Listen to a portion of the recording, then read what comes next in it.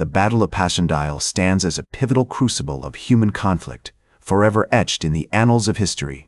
It was a clash that would claim over 300,000 casualties and scar the landscape of Flanders. In this abyss of mud and blood, we find a haunting reflection of our own mortality.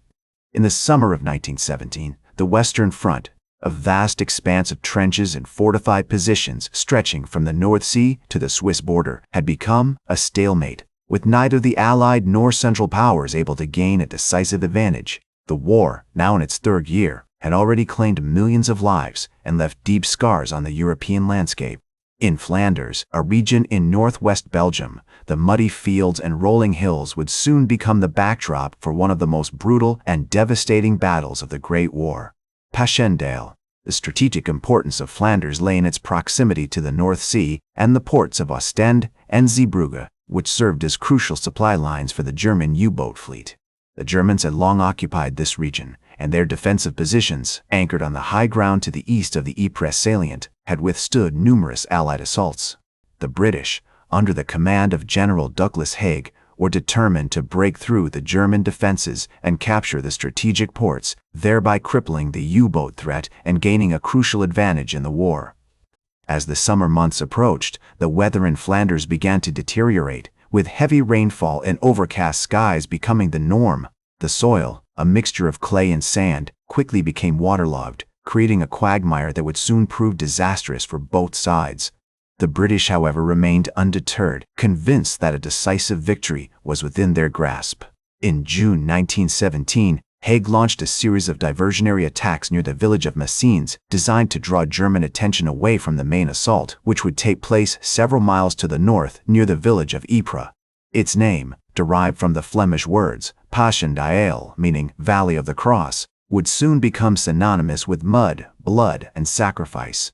As the British prepared for their assault, the German defenders, led by General Erich Ludendorff, were busy strengthening their positions, aware that the coming battle would be a fight to the death. In the weeks leading up to the battle, the British artillery had been pounding the German lines, attempting to weaken their defenses and create breaches in the wire entanglements. However, the Germans had constructed an elaborate network of bunkers and pillboxes, many of which were built into the hillsides or hidden behind thick layers of concrete. These fortified positions would prove nearly impregnable to artillery fire, and the British would soon discover that their bombardment had done little to weaken the German grip on the high ground. As the British artillery continued to pound the German lines, the infantry preparations for the main assault were underway. On July 31, 1917, the British launched their attack, with the objective of breaking through the German defenses and capturing the high ground to the east of the Ypres salient. The assault was led by General Hubert Gough's Fifth Army, which consisted of several divisions, including the 29th Division, the 39th Division, and the 48th Division. These troops were tasked with advancing across the muddy terrain, navigating through the wreckage of previous battles, and overcoming the formidable German defenses. The initial attack was preceded by a massive artillery bombardment, which lasted for several days and involved over 3,000 guns. The British hoped that this barrage would weaken the German positions and create breaches in the wire entanglements, allowing their infantry to advance more easily. As a result, the British bombardment did little to weaken the German grip on the high ground, and the infantry would soon face a maelstrom of machine gun fire and mud. The village of Passchendaele, with its ruined church and shattered buildings, lay at the center of the battlefield. The surrounding countryside was a labyrinth of muddy trenches, cratered fields, and splintered tree stumps. As the British infantry advanced, they were forced to navigate this treacherous terrain, often wading through knee-deep mud and dodging sniper fire. The Germans, meanwhile, were deployed in depth with multiple lines of defense that stretched back to the village of Passchendaele and beyond. One of the most notable features of the German defenses was the use of concrete bunkers, known as pillboxes. These structures were built into the hillsides or hidden behind layers of concrete and were nearly impervious to artillery fire. The pillboxes were equipped with machine guns, which could sweep the surrounding terrain with deadly accuracy. As the British infantry advanced, they would have to contend with these formidable strongpoints, which would exact a terrible toll in lives. The first day of the battle was marked by heavy fighting and significant casualties on both sides. The British managed to capture some ground, but their advances were limited by the mud and the German defenses. As night fell, the battlefield was shrouded in darkness, with the sounds of gunfire and screams echoing through the muddy wasteland. The village of Passchendaele remained in German hands, its ruined church steeple, a grim reminder of the destruction that had been wrought. In the days that followed, the battle would become increasingly brutal and attritional. The British would launch repeated attacks against the German defenses, but each assault would be met with fierce resistance and heavy casualties. The mud would prove to be a deadly enemy, claiming countless lives as soldiers sank into its depths or became trapped in its sticky grasp. As the battle raged on, the village of Passchendaele would become a byword for horror and sacrifice, its name etched into the annals of history as a testament to the brutality and futility of war. As the battle raged on, the British commanders began to realize that their initial strategy was not yielding the desired results. The mud and German defenses were proving to be a potent combination, and the British infantry was paying a heavy price in lives lost. General Hubert Gough, commander of the Fifth Army, decided to adjust his tactics, opting for a more incremental approach. He ordered his divisions to focus on capturing specific strongpoints, such as the German bunkers and pillboxes, rather than attempting to advance across the entire battlefield. One of the key targets was the village of Langemarck, which lay to the north of Passchendaele. The village was heavily fortified, with numerous bunkers and machine gun nests, and it had become a thorn in the side of the British advance. On August 4, 1917, the British launched a concerted attack on Langemarck, with the 39th Division leading the charge. The infantry advanced behind a creeping barrage, which was designed to suppress German fire and allow the troops to reach the village. However, the mud proved to be a significant obstacle, and the British troops struggled to keep up with the artillery. Despite these challenges, the British managed to capture Langemarck, albeit at great cost. The village was reduced to rubble, and the German defenders were either killed or captured. The British then began to consolidate their gains, establishing a new line of defense and preparing for further advances. However, the Germans were not about to give up without a fight. They launched a series of counterattacks against the British positions, hoping to retake Langemarck and stabilize their line. One of the most notable German counterattacks occurred on August 10, 1917, when the 11th Bavarian Division launched a surprise assault on the British positions near the village of St. Julien. The Germans had assembled a large force of troops, including stormtroopers and machine gun teams, and they caught the British off guard. The attack was fierce and intense, with the Germans using flamethrowers and grenades to devastating effect. However, the British held firm, and after a brutal and bloody fight, they managed to repel the German counterattack. As the battle continued to ebb and flow, the British began to introduce new tactics and technologies to the battlefield. One of the most significant innovations was the use of tanks, which had first been introduced at the Battle of Flers-Courcelette in 1916. The British had learned from their earlier experiences and had developed new tactics for using tanks in conjunction with infantry and artillery. At Passchendaele, they deployed a large force of tanks, including the Mark IV and the newer Mark V models.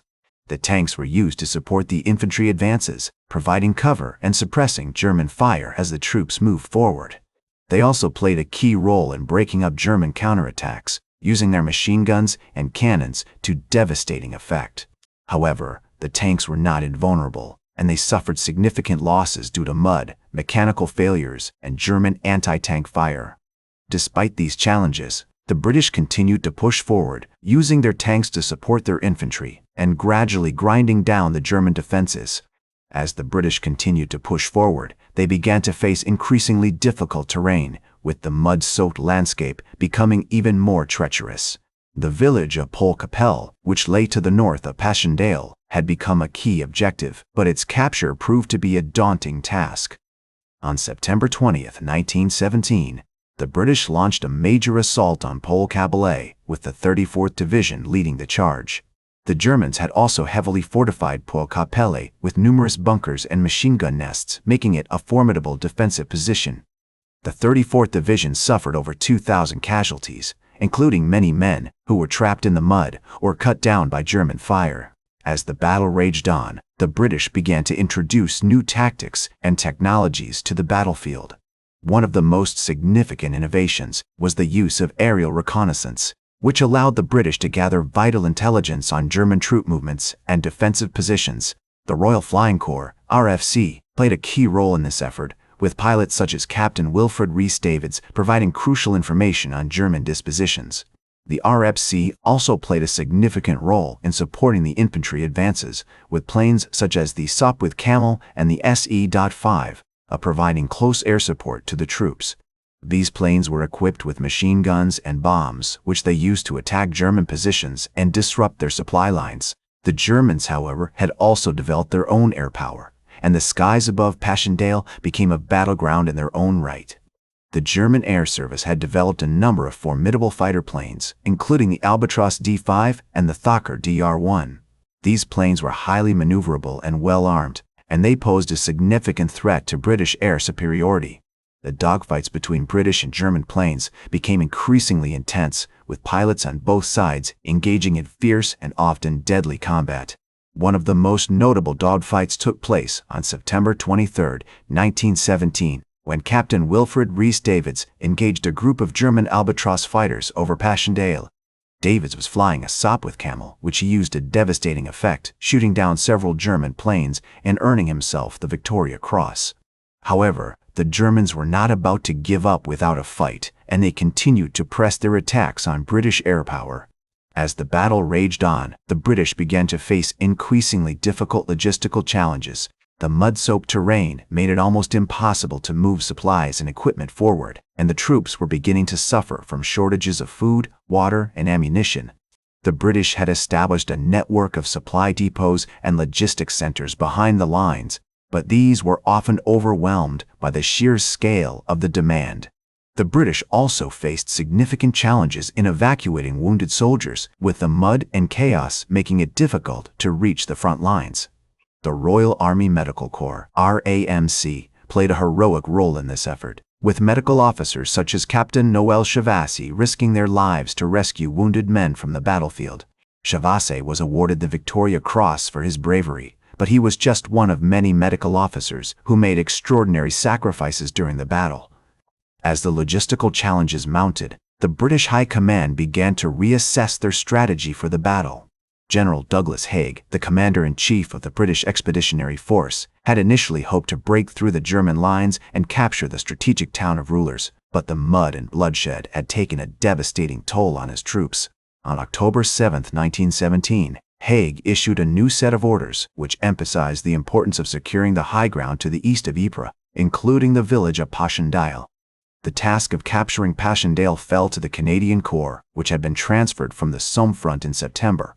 The Canadians were led by General Arthur Currie, a seasoned commander who had earned a reputation for his meticulous planning and attention to detail.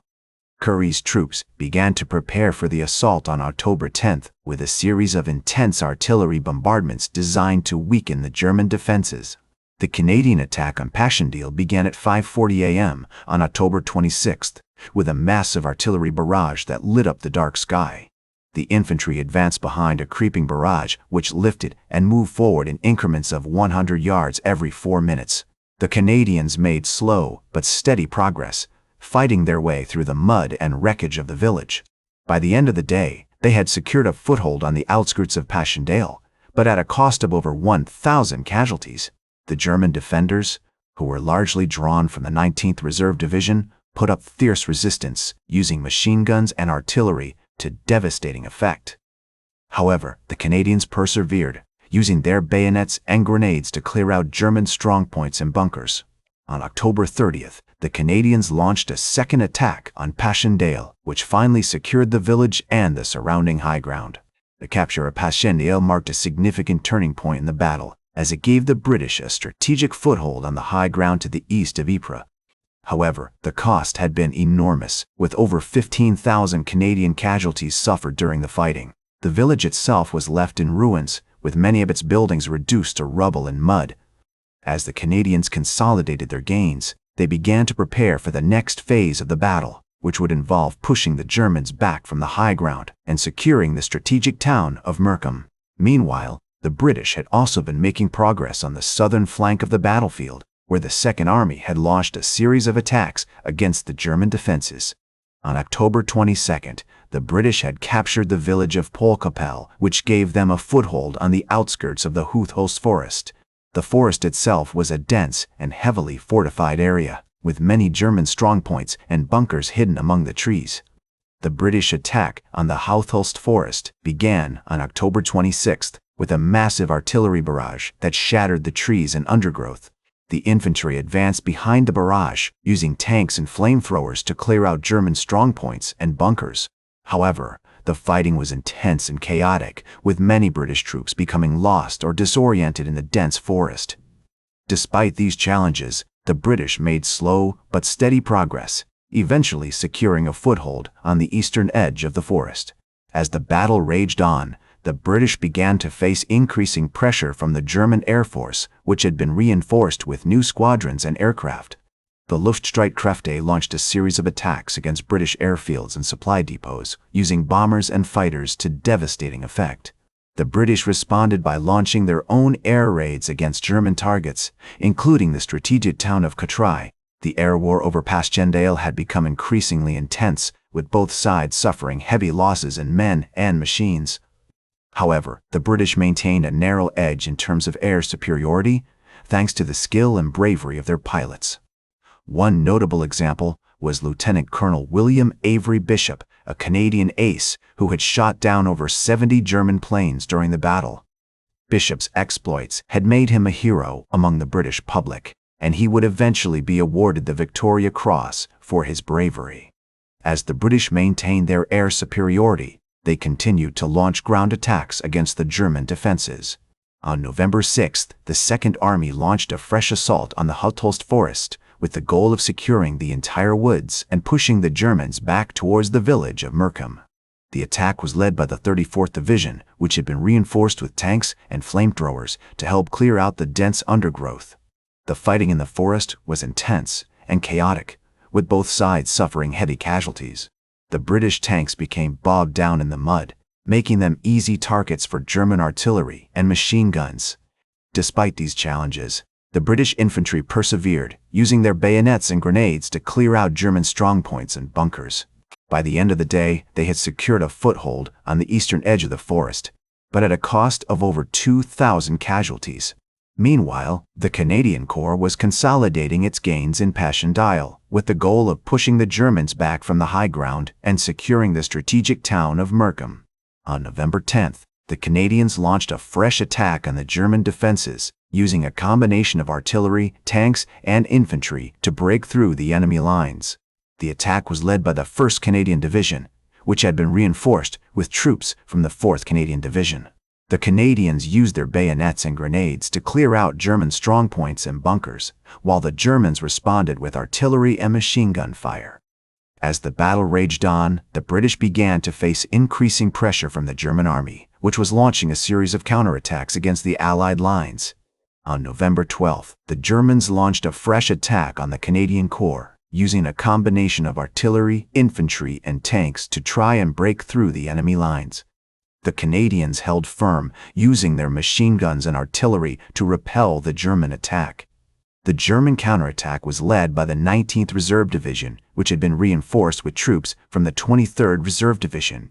The Germans used a combination of stormtrooper tactics and gas attacks to try and break through the Canadian lines, but the Canadians were well prepared and held their ground.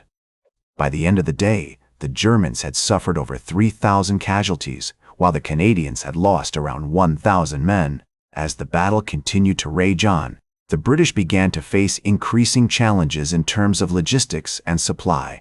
The mud and wreckage of the battlefield made it difficult to transport troops and supplies, and the British were struggling to keep up with the demand for ammunition and medical supplies. Despite these challenges, the British persevered, using a combination of horses, mules, and manual labor to transport their supplies across the battlefield. Chevasset was responsible for organizing the medical supplies and evacuation services for the British Army, and he worked tirelessly to ensure that the wounded soldiers received the care they needed.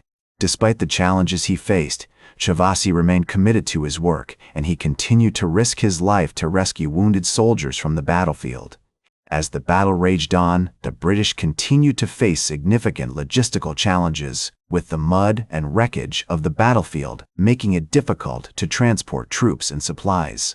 The efforts of Captain Noel Chavasi and other medical personnel were crucial in this regard, as they worked tirelessly to evacuate wounded soldiers and provide them with the care they needed. As the Canadians continued to push forward, they began to encounter increasingly stiff resistance from the German army. The Germans had reinforced their defenses with additional troops and artillery and were determined to hold their ground. Despite this, the Canadians persevered, using their machine guns and artillery to wear down the German defenses. The attack was successful, and by the end of the day, the Canadians had secured the village of Merkham and pushed the Germans back towards the town of Passchendaele. The British Army had finally achieved its objective, but at a tremendous cost in lives and resources. The battle had lasted for over 3 months and had resulted in the deaths of over 300,000 soldiers on both sides. As the battle drew to a close, the British began to consolidate their gains and prepare for the next phase of the war. The Canadian Corps was withdrawn from the front lines and replaced by fresh troops who were tasked with holding the ground that had been won at such great cost. The village of Passchendaele was left in ruins, its buildings destroyed and its streets littered with the bodies of the dead and wounded. In the aftermath of the battle, the British Army began to take stock of its losses and assess the damage that had been done.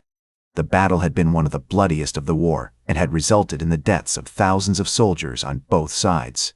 The British had suffered over 200,000 casualties, including over 70,000 dead, while the Germans had lost an estimated 100,000 men. The battle also had a profound impact on the environment, with the mud and wreckage of the battlefield causing widespread destruction to the local ecosystem. The area around Passchendaele was left scarred and barren, with craters and trenches pockmarking the landscape. The battle had been a testament to the destructive power of modern warfare and had left an indelible mark on the landscape of Flanders. As the British Army began to rebuild and regroup, they knew that the battle was far from over. The war would continue for another year, with both sides suffering heavy losses and struggling to gain the upper hand. The Battle of Passchendaele stands as a stark reminder of the devastating consequences of war, a brutal clash of armies that left an indelible mark on the landscape of Flanders and the hearts of those who fought. The battle's legacy serves as a haunting testament to the enduring power of sacrifice, courage, and resilience in the face of unimaginable horror. And so, as we close this chapter on one of the most pivotal conflicts of the Great War, we honor the memories of those who fought, those who fell, and those who endured, their stories etched in our collective consciousness like the scars on the battle-scarred earth. Thank you for joining me throughout this historical journey. That's all for today's History with Herodotus. Remember to like, share, and subscribe, and until next time, remember that, to understand the present, we must first understand the past.